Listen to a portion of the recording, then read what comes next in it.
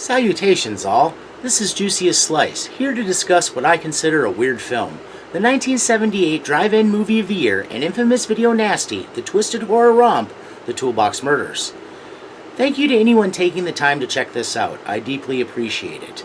Some time ago, I planned to upload a much more ambitious project, and realized content creation takes a lot of steps, and beginning with such a grandiose project was at best overambitious, at worst a foolhardy lesson in humility. So I decided I would be better served more casually talking about flicks I find weird but also entertaining, while I hone my video making skills. Under the umbrella of weird I'm working, I'm going to discuss the storylines, possible social significance, and historical relevance of films that defy expectations or have unconventional plots or unique storytelling, while straying into areas of oddity, perversity, deviance, and vileness.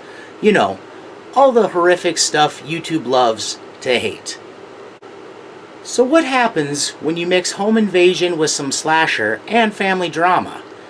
In more recent years you'd get Your Next, but if you look back a little farther to the end of the disco decade, you get the Toolbox Murders, a grisly little gore fest directed by Dennis Donnelly, who mostly directed for television, from a script commissioned by producer Tony Didio, who was inspired by the success the re-release of the Texas Chainsaw Massacre was enjoying and wanted to cash in with a similar exploitation picture.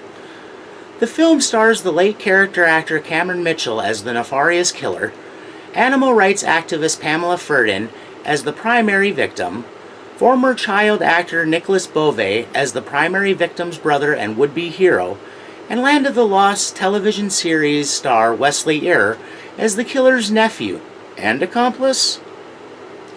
Set in Los Angeles at the pinnacle of the Southern California serial killer craze, from the opening shot this film oozes grittiness and grime. Cutting a course through darkest night, a shadowy figure behind the wheel of a car cruises toward a date with destiny. The real boat of a Mercedes, the likes of which aren't too often seen these days, drifts down an ill-lit grungy street. On the radio, an evangelical sermon vaingloriously reminds sinners over and over they will burn in hell eternally for their reckless immorality. Freeze frame. There's the crunch of yielding metal as there's an accident and a young woman is killed. An important insight into his headspace, as immediate as it seems, the accident is a flashback in the driver's head, triggered when he came upon the scene where the calamitous life-changing event occurred. There's recollection of a funeral, flowers crushed angrily in a gloved fist. The Mercedes arrives in an apartment complex. The driver, dressed all in black, collects his handy toolbox and lets himself into a dwelling. The lady of the house confuses him for someone who cares about her gripes and berates him for showing up Thursday when she called on Monday. This while he prepares an electric drill by equipping it with a very large and imposing bit with a sharp tip. Much to her displeasure, his response to her rant proves far more vicious and visceral than she bargained for. After introducing her to the finer points of the drill, he dons a ski mask, and the hunt is on. What happens next lives up to the descriptor bloodbath or massacre, as the killer rampages, savagely ending life with whatever implement is close at hand, be it hammer or screwdriver. It becomes clear it's a bit of a happening place with a lot of TNA on display, as many fine-looking young women are seen to populate the complex. Unremitting in his quest to slaughter those unfortunate enough to cross his path, following the carnage, the maniac exits for a cool-down period, only to return the next night to resume his mayhem. This time he targets a nubile young woman who makes the mistake of pleasuring herself in the privacy of her own apartment in the confines of her bathtub. Evade as she might, in a state of total undress, he proves adept enough at wielding a nail gun to make a bloody pincushion of her. From this high-point kill, purportedly Stephen King's favorite in a horror film, the visit culminates in the killer abducting good girl Lori, a high school-age teen who lives with her single mom and smart-aleck brother Joey, also a teen. At this point you're probably thinking Lori is in for it now, but this is where this flick gets even weirder. Our crazily vicious and brutal killer isn't some silent Jason Voorhees prototype without a voice dragging the young damsel to his lair like in that predictable remake, nor is he some creeper who wants to purloin her innocence. Turns out, he's the owner of the very complex where he has been carrying out his bloody crimes, Vance Kingsley, a successful business owner, and he's had some sort of psychotic break following the sudden death of his teenage daughter. His break has driven him to religious mania, motivating him to murder those he deems sinners. Laurie, as it turns out, is a surrogate for Kathy, the daughter he feels he failed by allowing her autonomy in a corrupting world. Laurie is in Vance's mind a reincarnation of Kathy, and he wants to use her to right his mistakes. So even though he's a maniac, intent on slaughtering those he perceives as malefactors, reprobates, and degenerates, and like a proper villain even keeps her trussed up in bed, on some level he cares about her deeply, feels terrible he has to keep her bound and gagged for what he perceives as her safety, and only wants the very best for her. Meanwhile, Joey, distraught at an apparent lack of concern by police for Laurie's abduction, decides to investigate. Taking it upon himself to look for clues in the apartments of the victims, he encounters Kent, Vance's handsome and charismatic nephew, who has been enlisted to clean up the bloody mess. He convinces Joey to hire on in the same capacity to help out. Kent is a good-looking rich kid, only working to pay for gas to put in the hot car his father bought him, and treats the murders callously because they exist outside his personal sphere, but he's smart enough to notice clues. While they're working, he lets slip that his uncle hasn't been the same since his daughter's death. In turn, Joey makes the mistake of revealing that Laurie finds him attractive, but he told her Kent was out of her league. This section of the film might be a problem. Too much credence is lent to the notion our right maniac is a sad sack, seemingly devoid of the underlying perverted paraphilias that frequently drives murderers of women, and his violent derangement is triggered by intense bereavement and emotional distress.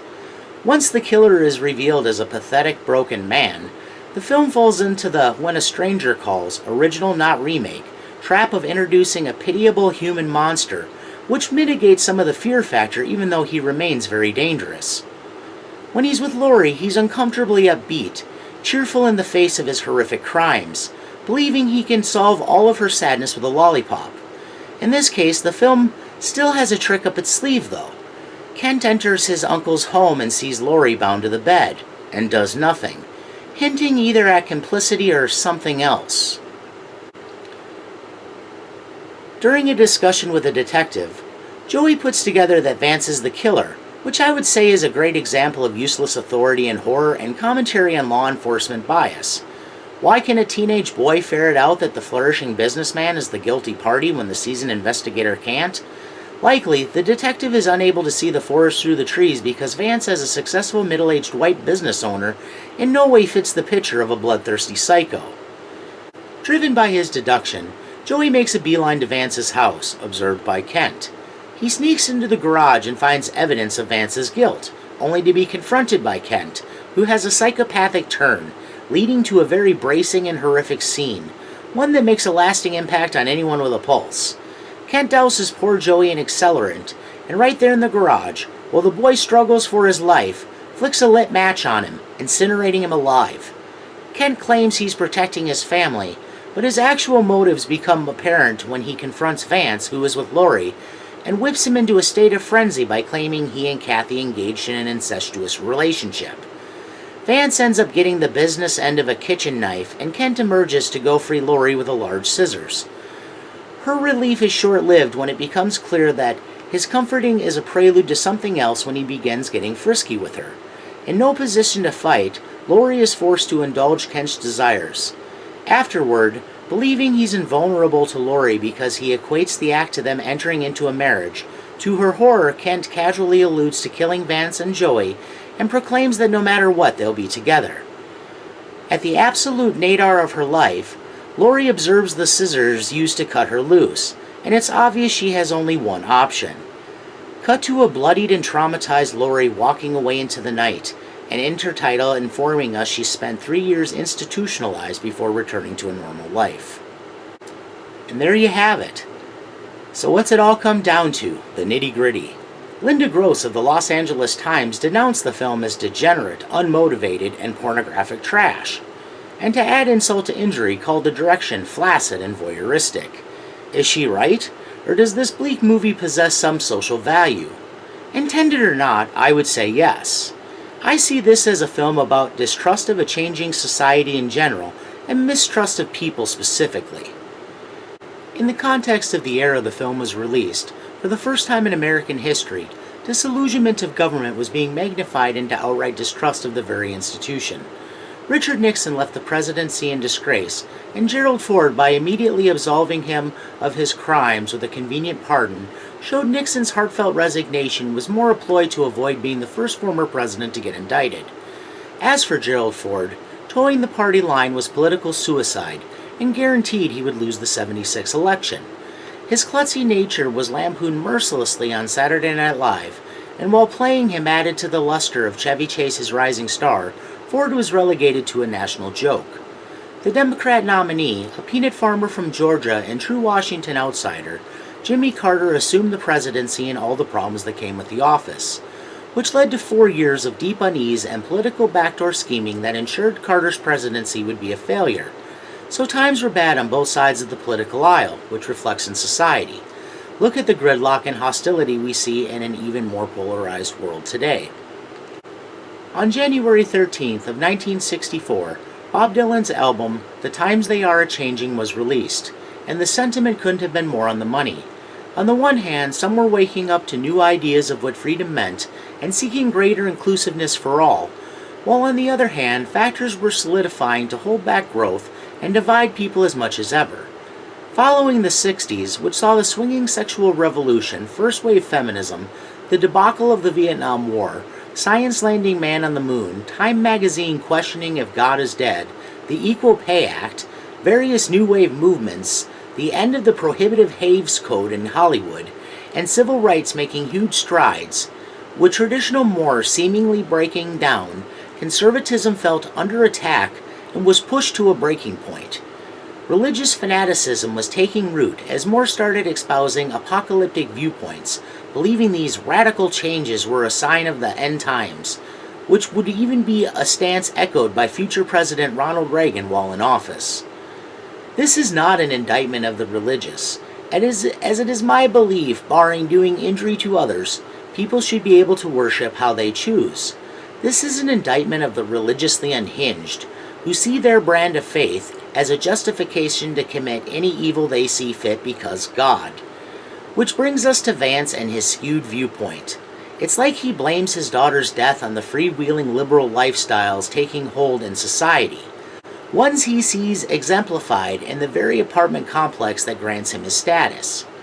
Perhaps he views his sudden loss as godly retribution for not putting an end to sinfulness in his sight sooner, prompting his attack on what he judges a modern Sodom and Gomorrah. In the end, he's just a screwed-up knucklehead incapable of mourning his daughter in a healthy way, and takes his outrage, frustration, and hatred out on those who have done nothing more to incur such retribution than live their lives. I don't think this film is making a point about partying or promiscuity being bad, so much as how the dangerously delusional and painfully puritanical view normal people with normal desires as bad.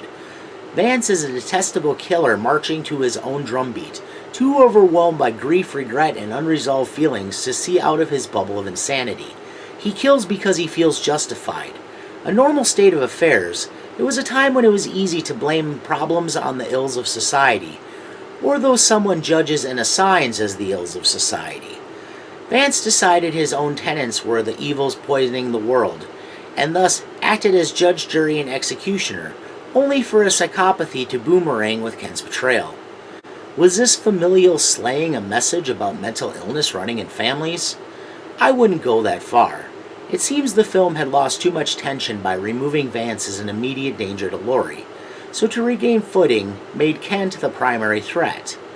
Kent's justifications are even more self-serving, his motives seeming to revolve around what most benefits him. Interestingly, Wesley Eyre, after playing the goody two-shoes son for years in Land of the Lost, was elated to play the killer of the killer. His casting, advertently or inadvertently, makes a statement of how little trust can be placed in good looks.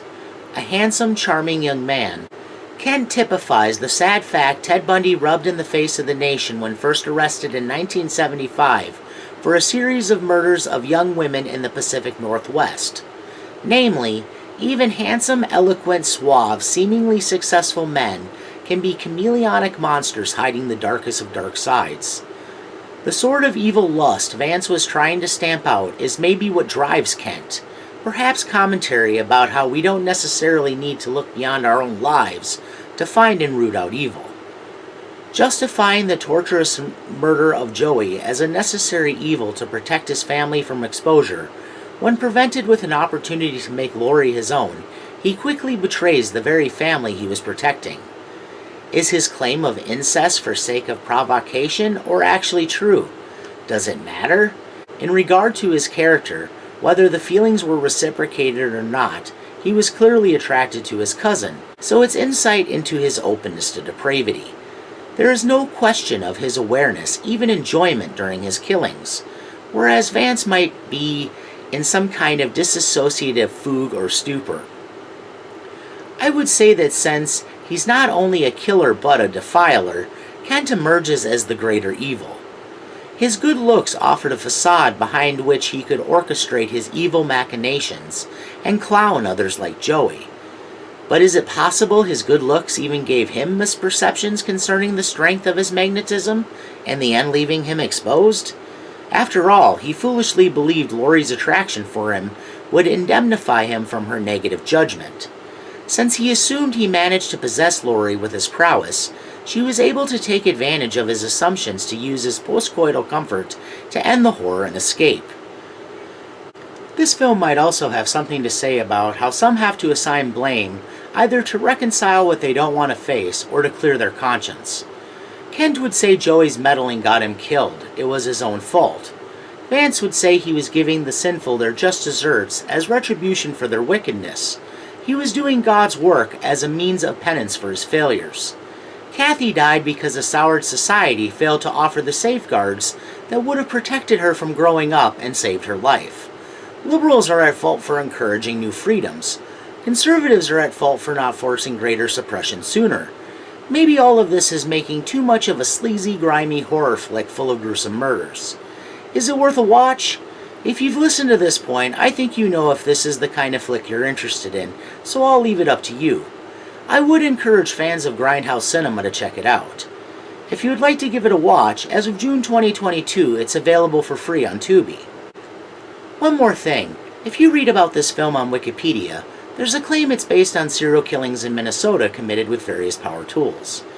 I grew up in Minnesota, and so far as I know, the state has never had a serial killer outside fiction, especially not one so notorious.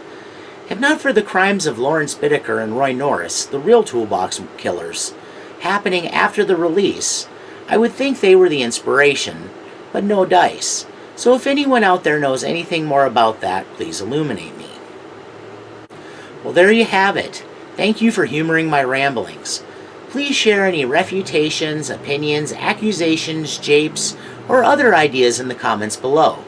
And please join me next time when I discuss director William Lustig and actor Joe Spinell's magnum opus, perhaps the most reviled flick of 1980, Maniac. But before I go, I want to acknowledge the importance of inspiration and thank some of those who gave me the nudge to start this channel, through direct encouragement or just making content I greatly enjoy.